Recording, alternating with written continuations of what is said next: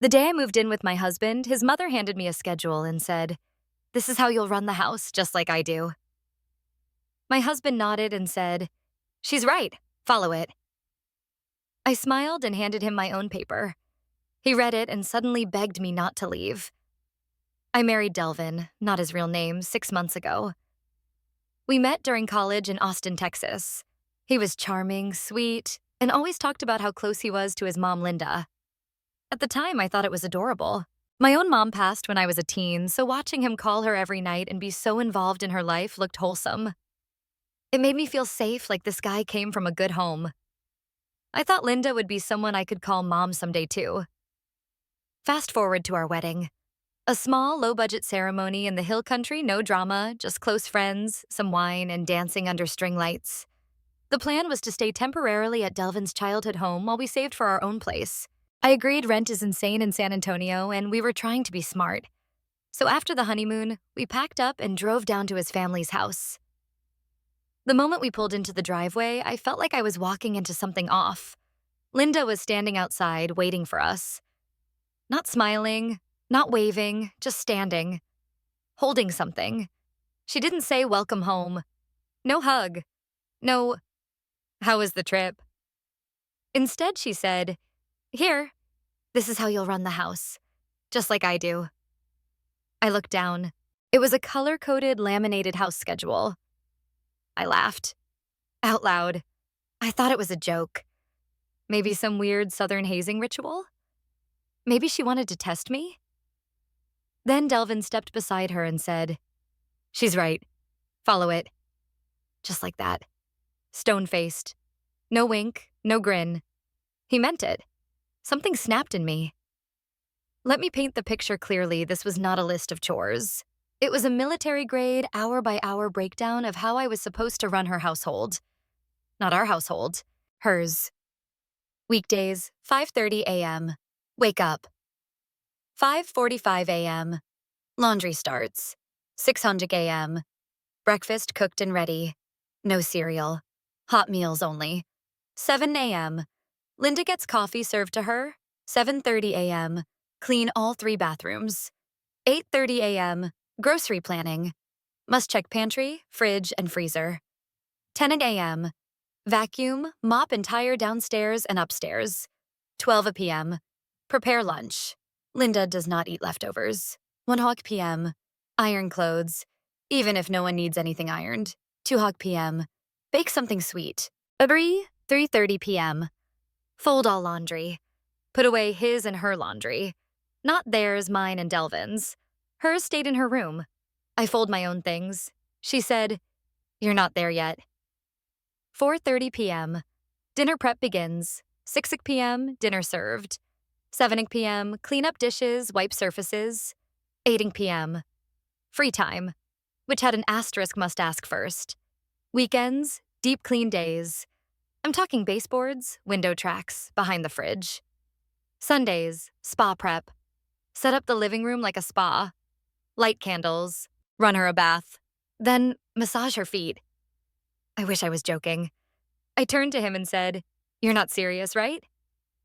His exact words were, "You're part of the family now. We all have roles. This is yours."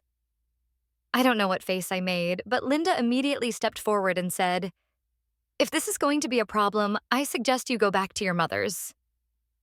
That's when Delvin stepped closer to her. Not me. He didn't say anything to defend me, didn't try to explain or soften anything, just stood there. That's when I knew I was alone in this house. So I smiled, I nodded, and I said, "Absolutely. I'll take this seriously." That night, I lay awake in the guest room they assigned me. Yes, guest room. They said we would get the master once I'd proven myself as a wife, like it was some twisted promotion ladder. I looked at the ceiling and made a decision. If they wanted schedules, I'd give them one. So I typed out my own on my laptop at 3:00 a.m. I created a schedule titled Exit Plan. Day 1, play along. Don't resist. Let them feel in control. Day 2, begin collecting screenshots, conversations, rules, recordings. Day 3, pack essentials in a bag. Leave the rest. Day 4, speak to a lawyer. Day 5, Mailed the schedule to Delvin and his mother with a note. Thanks for the experience. I printed it, folded it, and put it in my suitcase. I followed the schedule. I got up early, cooked eggs and toast, served Linda her coffee just the way she wanted. 1 sugar, 1 cream, in a glass mug. Not ceramic. Delvin left for work at 7:45 a.m.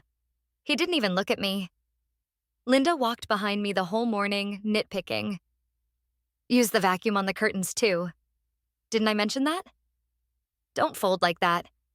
Delvin likes his shirts stacked vertically. Did you check the temperature of the fridge? We do that twice a day. I nodded. Said nothing. By 3:02 p.m., saying I started recording on my phone. I placed it on the table, recording voice memos. Got her on tape saying, "You'll never run this house like I do. But if you try hard enough, maybe Delvin won't leave you like his last girlfriend." Wait, what? That night, after she went to bed, I went to the downstairs computer room and did a little digging. I found Linda's old email printed and left on the desk. Curiosity got the better of me. The subject line of one email read, "About Delvin's last engagement." I clicked it. Apparently, Delvin had been engaged before. It ended after 2 months of living with Linda. There was mention of boundary issues, emotional pressure, and even a mild breakdown. The girl her name wasn't listed accused Linda of gaslighting and controlling behavior. Delvin took his mother's side. Sound familiar? I woke up at 5:30 a.m. I got dressed, wrote a short note, and taped it to the fridge. I'm stepping out for a few errands. Be back soon. I didn't come back. I had already packed my suitcase and left it in the car. I drove straight to a hotel, called my cousin in Houston, she's a lawyer, and sent her everything. She called me back 30 minutes later and said, "You need to get out completely. You have everything you need. Let's hit them hard." That night, I texted Delvin. I left a new schedule on the table. Read it. He did. He called me, crying. I didn't answer. I wanted to. I wanted to believe the tears meant something. That maybe he'd seen the light. That maybe he realized what he allowed. Instead, I sent him one text. "You can email me when you're ready to speak like a grown man. Until then, I need space." And then, I blocked his number. I was staying at a Holiday Inn near the airport. Nothing fancy, but I needed time to breathe. 2 days passed. I didn't hear from either of them. Then, one morning, I opened the door to my hotel room to grab the food I ordered. And Linda was standing right there, holding a casserole dish wrapped in foil. Her face was calm, too calm. She said, "I figured you'd be here. Delvin was worried. He hasn't eaten in days." I stared at her. My body froze. I asked, "How did you find me?" She smiled. "I always keep track of my family." She pushed the casserole into my hands. I didn't take it. Then she handed me something else. An envelope. Inside was a printout, a typed Bible verse. "Wives, submit yourselves to your own husbands as you do to the Lord." Ephesians 5:22. Underneath the verse, she had written, "This household follows God's word. Please reflect." No joke. She had it printed, underlined, signed, and dated like it was some legal document.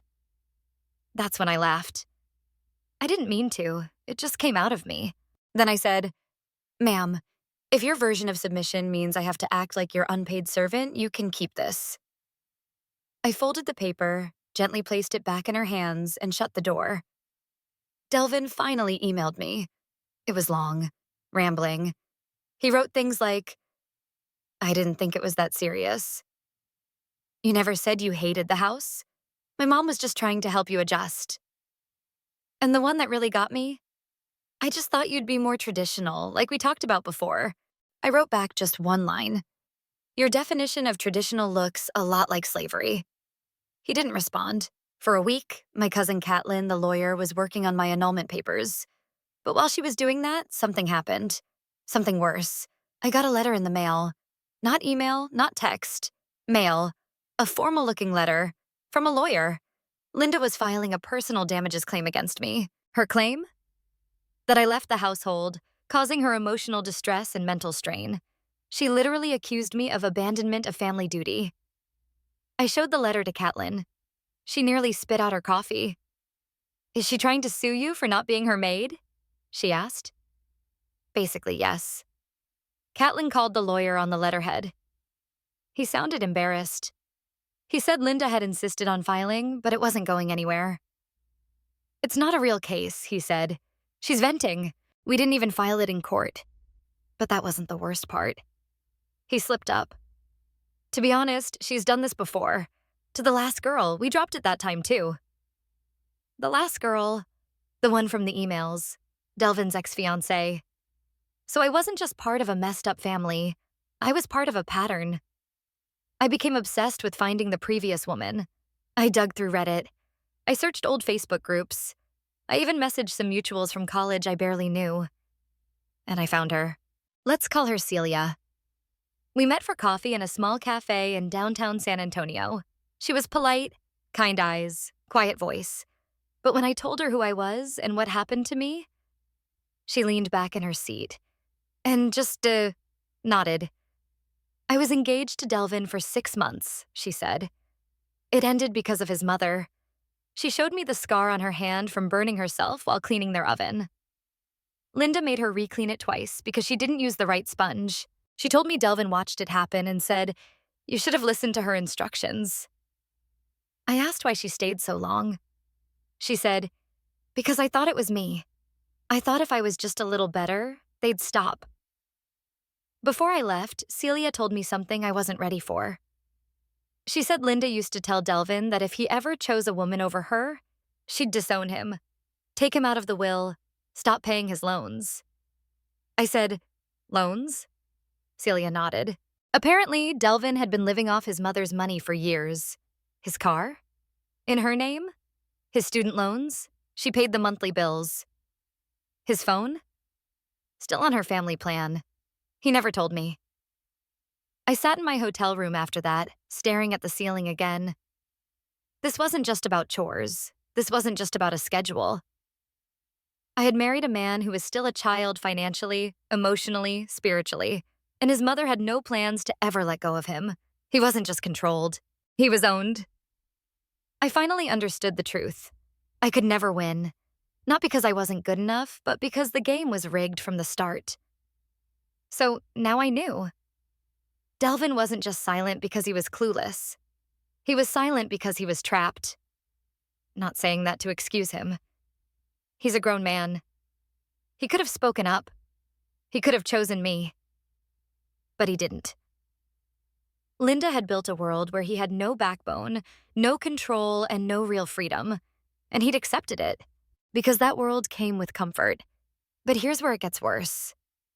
I found out he was hiding way more than just his money problems. My cousin Catlin was helping me sort through some paperwork for the annulment when she asked me for my bank statements from the last 3 months. While looking through them, she paused. Then she asked, "Did you authorize a $2,500 transfer to someone named Household Reserve Fund?" I said, "What?" "No." She turned the laptop toward me. There it was. 3 transfers each around $800 to $900 labeled Household Reserve Fund. The account it went to? A joint account with Delvin and Linda. I nearly threw up. He'd been using my account, our joint, newlywed account, to send money to his mother behind my back. I had a feeling he still had access to the login credentials for our joint bank account, but I never expected him to abuse it. I had moved out, sure, but we hadn't legally separated yet. I hadn't changed all the passwords. Stupid mistake. So I checked the account history. Not only had he made those 3 transfers, he had also used my debit card twice for groceries at his mom's house. One purchase? Nearly $300 at Whole Foods. I confronted him, emailed him with screenshots. I kept it calm. Using our joint account without my consent is theft. I will be locking everything down by end of day. You have 24 hours to respond. He replied 15 minutes later. It wasn't theft. I needed help keeping the house running. You left. What was I supposed to do? Not, you moved out because of emotional abuse. Not, I'm sorry I didn't protect you. Just, you left. I thought that would be the end of it. But Linda always had one more card to play. I got an email invitation. A family reconciliation dinner. Subject line, "Let's bring peace to our home." Dinner to be hosted at a country club in Alamo Heights. Private room.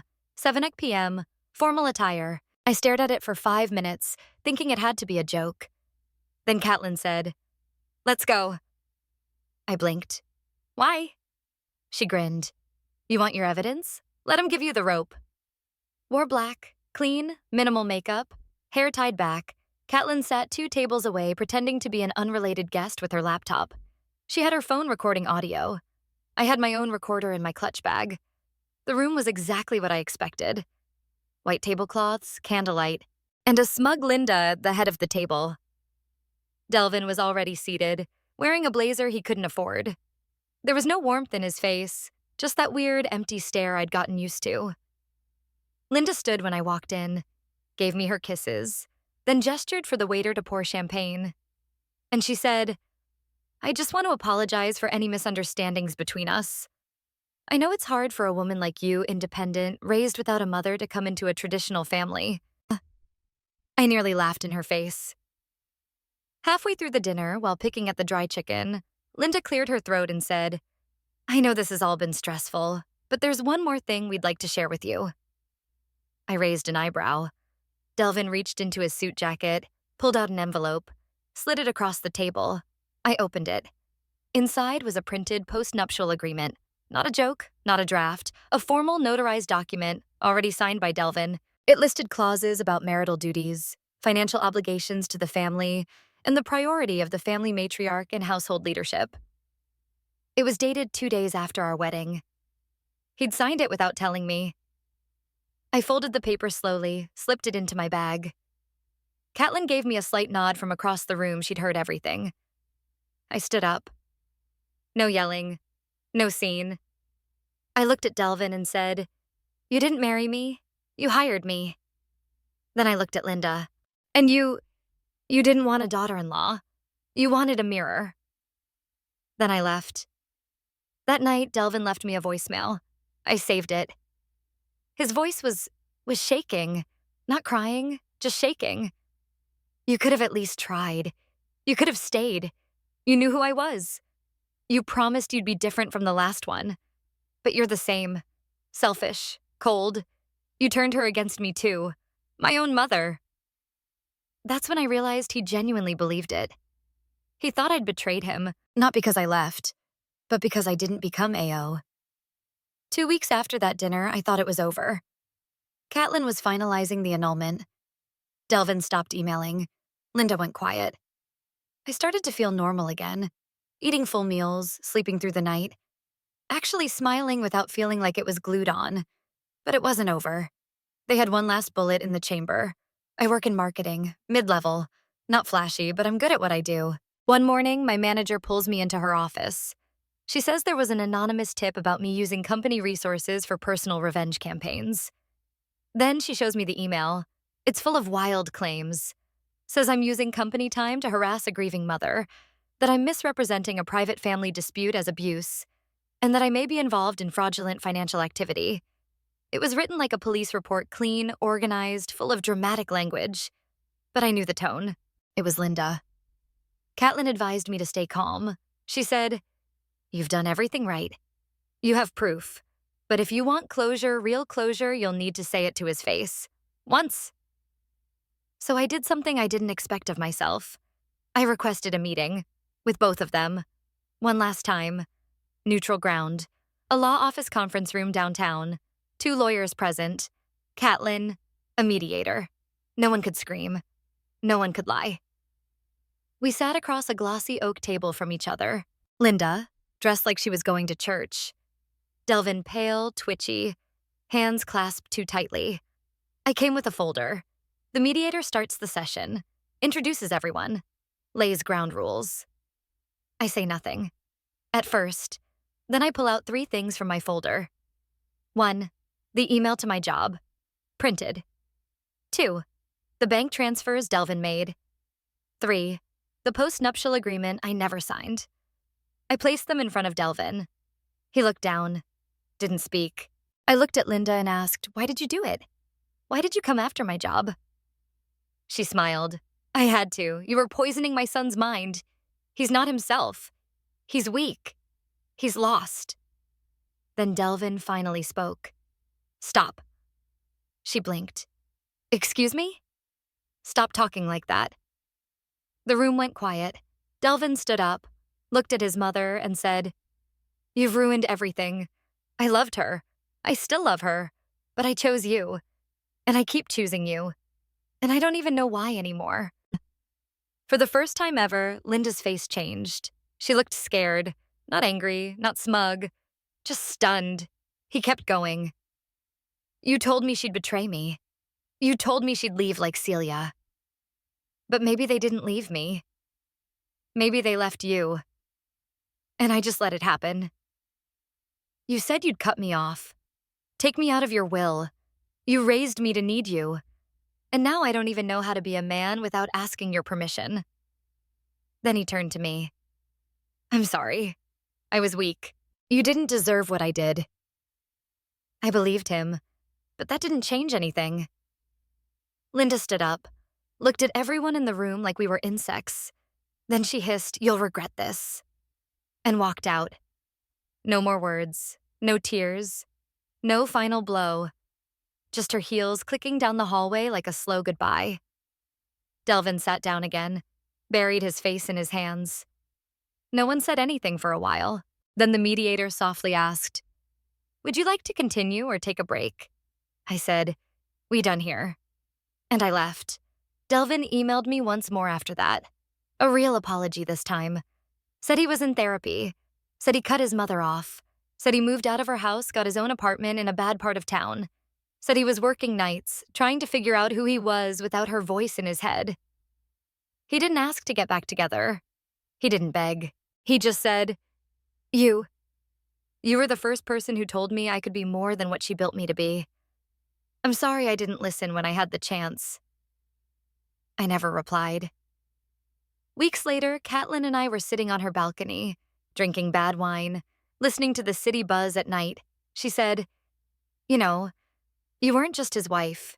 You were his escape plan, his lifeline. I nodded. But I wasn't a rescue mission. I was a person. She clinked her glass against mine and said, Exactly.